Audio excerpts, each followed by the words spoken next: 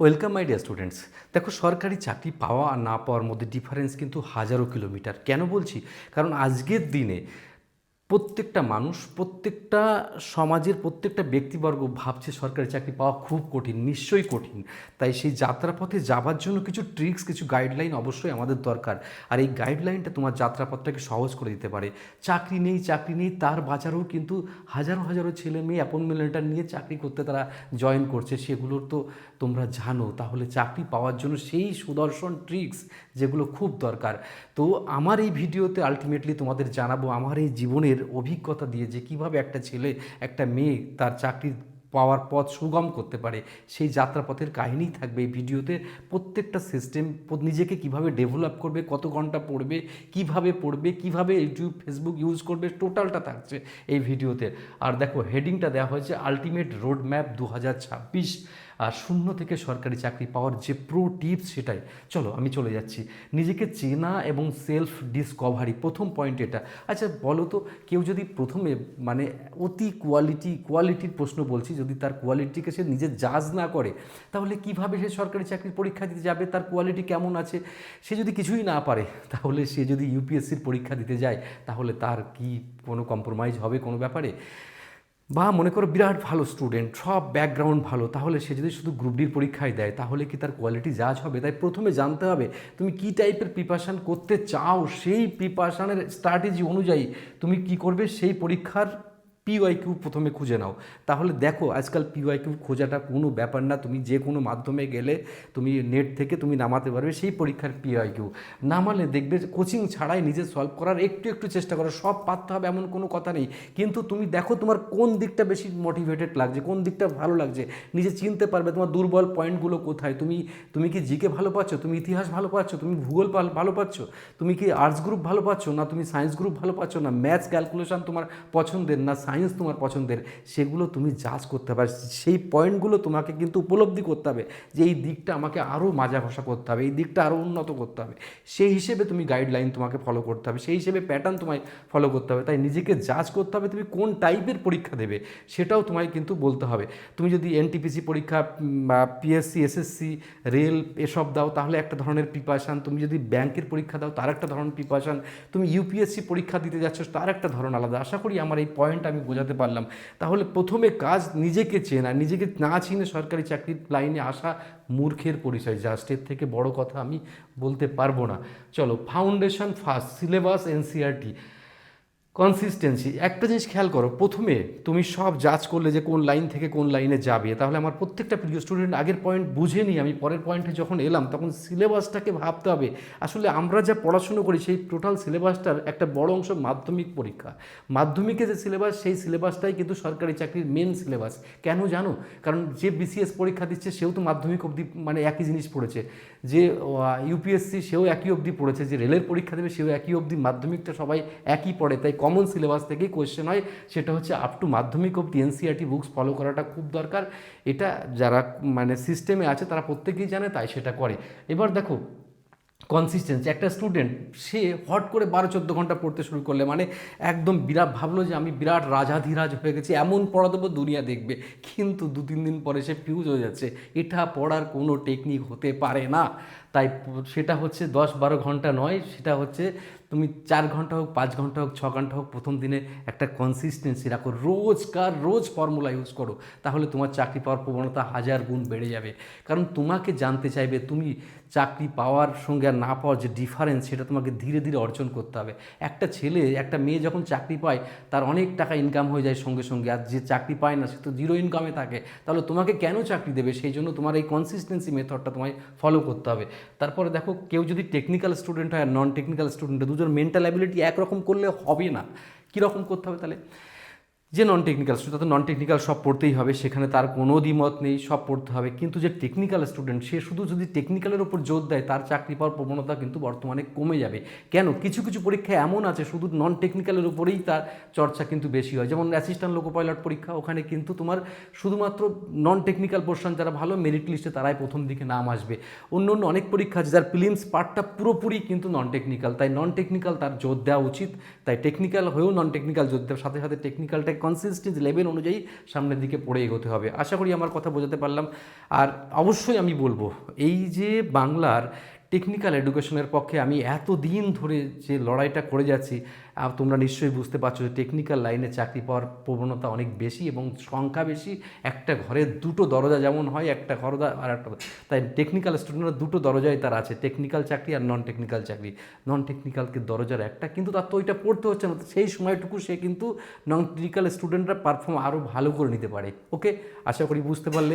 এবার আমি চলে যাব আমার পরের পয়েন্টে, আশা করি বোঝাতে পারছি ব্যাপারগুলো। এবার আমি চলে আসি, দেখো digital distraction, it is the best important point. কেন জানো, আজকাল ছেলেমেয়েরা তাদের ইউটিউব ফেসবুকের অ্যালগরিদমে ফেসে যাচ্ছে। কোনো একটা চ্যানেল, কোনো একটা জায়গা দেখবে লাখো লাখো ক্লাস তার রয়েছে, হাজার হাজার টিচার সেখানে রয়েছে, তুমি সবার ফাঁদে পা দিয়ে নিজেই যেন কেমন বেমালুম বেপাত্তা হয়ে যাচ্ছ। আর যেমনটির জন্য আমরা কিন্তু ইউটিউবে ভিডিও করাই ছেড়ে দিয়েছিলাম, কারণ এখানে এখানে এখানে এখানে নিজেকে চেনানোটার থেকে বড় কথা, যারা চিনবে তারা চিনতে পারে না, এটা প্রবলেম, এটা অন্য কিছু।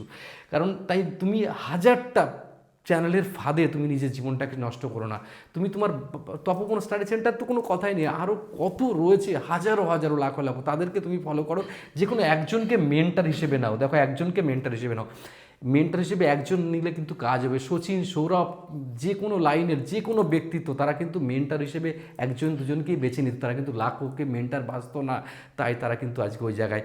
প্রত্যেকটা সিস্টেম তোমাকে বোঝার জন্য একজন একজন স্যার চাই বা একজন গাইডলাইনের পথপ্রদর্শক চাই, তাহলে তুমি কিভাবে এগোবে, তোমাকে কাস্টমাইজ কিভাবে করবে, এটা তোমার জানা উচিত। তাই আমি যেটা ভালো বুঝি সেটাই তোমাদেরকে বলছি। তো বিভ্রান্ত হওয়া বড়ই সহজ, এত মানে ক্লাস, এত কিছুর মাঝে সব পড়তে হয় না। আমাদের ব্রেন কিছু জায়গা নিতে পারে, কিছু ম্যাক্সিমাম জায়গাটা ছেড়ে দিতে চায়, কারণ ব্রেন আছে ডিস্কের মতো। ডিস্ক বোঝো তো, মানে ডিস্ক বলতে জিবি কার্ড যেগুলো বলি, মানে মনে করো আরে যে মেমোরি কার্ড যেগুলো, একটা নির্দিষ্ট লিমিট আছে, তার বাইরে আমরা যেতে পারি না। অসংখ্য জিনিস পড়ে মনে রাখতে পারি না, সিস্টেমের সহকারে বারবার চর্চার মাধ্যমে আমরা রিমেমোরাইজ করে সেগুলোকে পারফর্ম করে পরীক্ষার জন্য এগোতে পারি। এটাই আমাদের পথ, এটাই আমাদের যাত্রাপথের একটা কৌশল মাত্র। ওকে, দেখো এবার নোটস মেকিং, এটা একটা ভাইটাল পয়েন্ট।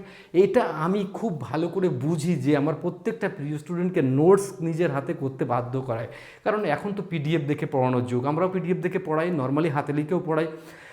তো হাতে লিখে আর পিডিএফ পড়ানোর মধ্যে যেটা করতে হবে, হাতে লিখে নোট একটা স্টুডেন্টকে তৈরি করতে হবে। শর্টকাট প্রস্তুতির কোনো রাস্তা জগতে নেই। তুমি নিজের নোট বাইলিঙ্গুয়াল হলে সব থেকে ভালো হয়, কারণ ইংলিশ বাংলা দুটো মাধ্যম যদি তুমি পড়ো, তাহলে বিশেষ করে সেন্ট্রাল গভর্নমেন্টের চাকরিতে ইংলিশ যেমন থাকবে তেমনটাই তোমার ডেডিকেট করলেই তারা দেখবে। বাংলাতে বেশিরভাগই ভুল থাকে, সেই জন্য, বা রিজনাল ল্যাঙ্গুয়েজে ভুল থাকে, তারা কিন্তু সেটা ধরে না। তাই এটা একটা বিরাট বড় ফল। দুটো ভাষায় যদি তুমি মোটামুটি কমফোর্ট হও, তাহলে তোমার পক্ষে সুবিধা হবে। আর তাই বাইলিঙ্গুয়ালটা তোমার পক্ষে উন্নত একটা পথ। ওকে, বোঝা গেল এটা? এবার নোটটা নিজের হাতে করতে হবে। শুধু পিডিএফ থাকলে ফোনেই থেকে যাবে, টেলিগ্রামেই থেকে যাবে, ও মানে এফবিতেই থেকে যাবে, কিন্তু তোমার নিজের জন্য তুমি দিনের শেষে ওই জায়গাটা প্র্যাকটিস করতে পারবে। তোমার খাতায় যদি সেটা থাকে, তোমার ভীষণ উপকার হবে। এটা একটা মাইন্ড ব্লোয়িং পথ, এটা তোমরা মেনে চলো, তোমাদের উপকারে লাগবেই, গ্যারান্টেড।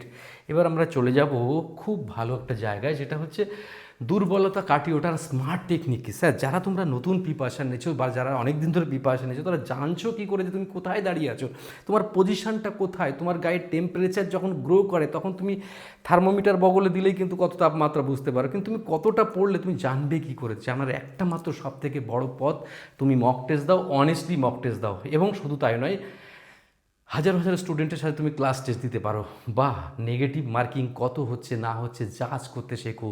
কোনগুলো তুমি মারলেই নেগেটিভ হয়ে যাচ্ছে, তোমার কপাল তো ফাটা কপাল, তুমি যা মারবে তাই তোমার নেগেটিভের পথে চলে যাবে। তো সেটাও দেখতে হবে, আমি এই কাজটা করলে নেগেটিভ হচ্ছে বেশি, তাহলে সেটা করবো না। এই ডিসিশান মেকিং, এই চিন্তা চেতনা তোমার চাকরি পাওয়ার পথকে অনেকটা সুগম করতে পারে। বোঝা গেল? এবার আছি 6-6 ফর্মুলা। এটা আমি আবিষ্কার করি। এই ফর্মুলাটা কেন? অনেকে বলে 8 ঘন্টায় ঘুমাতে হবে, সব ডাক্তারবাবুরাই বলে, আমাদের বাড়িতে 2জন ডাক্তার আছে, এমবিবিএস ডাক্তার, তারাও কিন্তু বলে যে 8 ঘন্টা ঘুমাতে হবে। আরে ভাই, 8 ঘন্টা ঘুমালে দিনের নষ্ট হয়ে যায় অনেক কিছু। আমি লাইফে 8 ঘন্টা খুব কম সময় ঘুমিয়েছি, এত তো বছর হয়ে গেল। 5 ঘন্টা 6 ঘন্টা ম্যাক্সিমাম ঘুম, তাতে কি হয়েছে? তাই অন্তত প্রিপারেশনের সময় আমার প্রত্যেকটা স্টুডেন্টকে বলি বেশি ঘুমানো, আমার ব্যক্তিগত মতে, তোমরা এটা কিন্তু গ্রান্টেড করো না আর কি। তো 6 ঘন্টা ইজ দ্য সাফিসিয়েন্ট আমার মনে হয়, জানি না এটা অভ্যাসের ব্যাপার। তাই প্রথম বলবো 6 ঘন্টা তুমি মন দিয়ে ঘুমাও, কোনো আপত্তি নেই, 6 ঘন্টা মন দিয়ে ঘুমাও। আর যেটা করবে 6 ঘন্টার সাথে তুমি একটা কাজ করতে পারো, আর 6 ঘন্টা হচ্ছে পড়বে, আর 6 ঘন্টা হচ্ছে রিভিশন। তুমি বলতে পারো স্যার 50% পড়ার রিভিশনের কেন আমি দিলাম? এটা আমার টেকনিক। চাকরি পাওয়াটা খুব কঠিন কাজ না, সে যদি সিস্টেম মেনে চলে। শুধুমাত্র পড়ে গেলে হবে না, পড়া জিনিস মনে থাকছে কি না সেটা দেখার জন্য তোমার কিন্তু রিভিশন দরকার। তাই রিভিশন হচ্ছে 6 ঘন্টা, আর 6 ঘন্টা পড়া। 12 ঘন্টা যদি পড়তে পারো, দুনিয়া তোমার হাতের মুঠোর মধ্যে আসবে।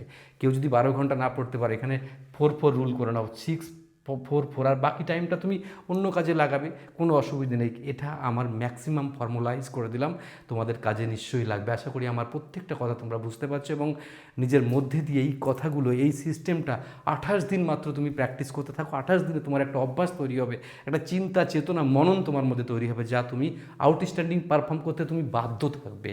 চ্যালেঞ্জিং সহকারে বলতে পারি। নিজের আবেগকে নিয়ন্ত্রণ করা ভেরি ভেরি ইম্পর্ট্যান্ট পয়েন্ট। নিজের আবেগকে কী করে নিয়ন্ত্রণ করবে? তোমাকে চারিদিকে পিষে ফেলছে, কেউ তোমায় ভালো চায় না জগতে, প্রত্যেকেই তোমায় কিন্তু নিয়ে খেলা করছে। কেননা তোমায় প্রত্যেকে বলছে কি জানো, তোমার চাকরি হবে না, তুমি পারবে না চাকরি করতে, তোমার কোয়ালিটি নেই, তোমাকে আন্ডার এস্টিমেট করছে। এইখান থেকে তুমি কি করে বেরোবে? বেরোনোর মুক্তির রাস্তা নেই। পাড়ার লোক বলছে তুমি পারবে না, নিজের লোক বলছে তুমি পারবে না, ওপরে মানে কেউ, সবাই রাস্তাঘাটে সবাই তোমাকে আন্ডার এস্টিমেট করছে। তুমি সেখানে এরম ভাবতে ভাবতে না নিজেকে কম্প্রোমাইজ করতে শিখে যাবে, মনে হয় আমার কোয়ালিটি নেই, সরকারি চাকরি আমি পাবো না। তো এইখানেই তোমার প্রশ্ন, রিলেটিভ ইনজুরি। তোমার আত্মীয়রা তোমাকে মেরে কেটে ফেলার চেষ্টা করবে, তোমাকে নিঃশেষ করে দেওয়ার চেষ্টা করবে। এখান থেকে ওটা এতটা টাপ তুমি কল্পনাও করতে পারবে না। এই পথ, নিজেকে আবেগকে নিয়ন্ত্রণ করো, তাদের কাছ থেকে তুমি সরে যেতে হবে, তোমাকে তাদেরকে অ্যাভয়েড করতে হবে। তোমার ফোন যখন আসবে, দেখবে অধিকাংশ ফোন কি আসে বলো তো? অধিকাংশ ফোন আসে তার দরকারে, তোমার দরকারে তোমার কাছে খুব কম মানুষ ফোন করে, এটা তুমি জানো? তোমার দরকারে কম মানুষ তোমাকে মেসেজ করে, তোমাকে তোমাকে তোমাকে তোমাকে তোমাকে ব্যবহার করার জন্য বেশি মানুষ তোমাকে মেসেজ করে। তোমার বাড়িতে তুমি হাজারো কাজ করবে, দেখবে তোমার নামেই বদনাম হবে। আর তুমি যত বেশি পারফর্ম করবে, ততই দেখবে বাড়িতে তোমার নামেই দোষ হবে, কারণ বেশি কাজ করলে বেশি দোষ হয়। তাই সেটাও কিন্তু মাথায় রেখে নিজেকে মূল্যবোধের পরিচয় দাও। প্রথমে তোমার যদি চাকরির দরকার থাকে, তো দুনিয়ার সবগুলোকে আউট করে দাও, দিয়ে পড়াশুনোটাকে ইন করো। দুনিয়ার সবগুলোকে আউট করো, পড়াশুনোটাকে ইন করো। যতটা সম্ভব তাড়াতাড়ি পারফর্ম করতে হবে, চাকরি তাড়াতাড়ি পেতে হবে। তাড়াতাড়ি পাওয়া না গেলেও তাড়াতাড়ি পাওয়ার মানসিকতাটাকে যেন চেঞ্জ না হয়। আই হোপ আমার প্রত্যেকটা কথা আমি আমার প্রত্যেকটা স্টুডেন্টকে বোঝাতে পারলাম। তোমার নিজের জীবনযাত্রাকে ঠিক করে পরিশীলিত, পরিমার্জিত এবং উন্নত করা শেখো। প্রতিদিনের উন্নতি তোমার জীবন একসময় অনেক বড় জায়গায় নিয়ে যাবে, এটাই আমরা শেখাই। আর হচ্ছে, এটা কোনো ভাবার কোনো কারণ নেই আমি তপবন স্টাডি সেন্টারে তোমাকে ভর্তির জন্য রেকমেন্ড করছি বা সাবস্ক্রাইব করার জন্য রেকমেন্ড করছি, আমি কোনো দিনও করি না। কারণ আমি খুব ডেডিকেটেড। এই কারণে আমি দীর্ঘ 14 বছর রেলে যখন চাকরি করেছি ইঞ্জিনিয়ার হিসেবে, তখনও কিন্তু আমার ডেডিকেটেড লেভেল ছিল, তার মধ্যেই আমার এই জগৎ ছিল। আমি কিন্তু সব করতে পারতাম, কিন্তু নিজেকে অনেক অংশে কন্ট্রোল করতে শিখি, নিজেকে চেনার বড় জায়গা তৈরি করেছি। আর আমার এই লেভেল দিয়ে আমি কিন্তু স্টুডেন্টকে সব সময় পারফর্ম করতে শিখিয়ে যাব। তুমি যদি সায়েন্সের ক্লাস চাও বা যে কোনো ক্লাস চাও, তুমি বলবে, কমেন্টস করবে। তোমার জীবনের কোনো প্রবলেম হলে তুমি কমেন্টস করো, তুমি কী ধরনের ভিডিও তুমি চাও সেই ভিডিওর জন্য তুমি কমেন্টস করো। আমি নিজে তোমাদের সেই ভিডিও পড়ে, এই কমেন্টস পড়ে আমি তোমাদের রিপ্লাই দেবো। দরকার হলে আমি আবারও ভিডিও নিয়ে তোমাদের সামনে আসবো। খুব ভালো থেকো, খুব ভালোবাসা নিও, এগিয়ে চলো। তুমি হারিয়ে যাওনি, তুমি ফুরিয়ে যাওনি, তোমার মধ্যেও কোয়ালিটি আছে, তুমি দেখিয়ে দাও। এই ক্ষমতা তোমার শুধু দরকার, এই পাওয়ারটুকু নিয়ে আসো, দেখবে দুনিয়া তোমার পায়ের কাছে আসবে। জাস্ট এর মধ্যে থেকে চিনিয়ে নিতে হবে। হাজার মানুষের ভিড়ে তোমাকে চিনুক, তোমার নাম দিয়ে নয়, তোমার পরিচয় দিয়ে নয়, তোমার কোয়ালিটি দিয়ে, তোমার পারফর্ম দিয়ে, তোমার ক্যাপাবিলিটি দিয়ে, তোমার ক্যাপাসিটি দিয়ে দুনিয়াকে দেখিয়ে দিতে হবে তুমি হারিয়ে যাওনি, আলটিমেট তুমি ফুরিয়ে যাওনি, তুমি তোমার মতোই। তাই তোমার ডেডিকেশন লেভেল তোমার মতোই হোক। বেস্ট অফ লাক, খুব ভালো থেকো স্টুডেন্টরা।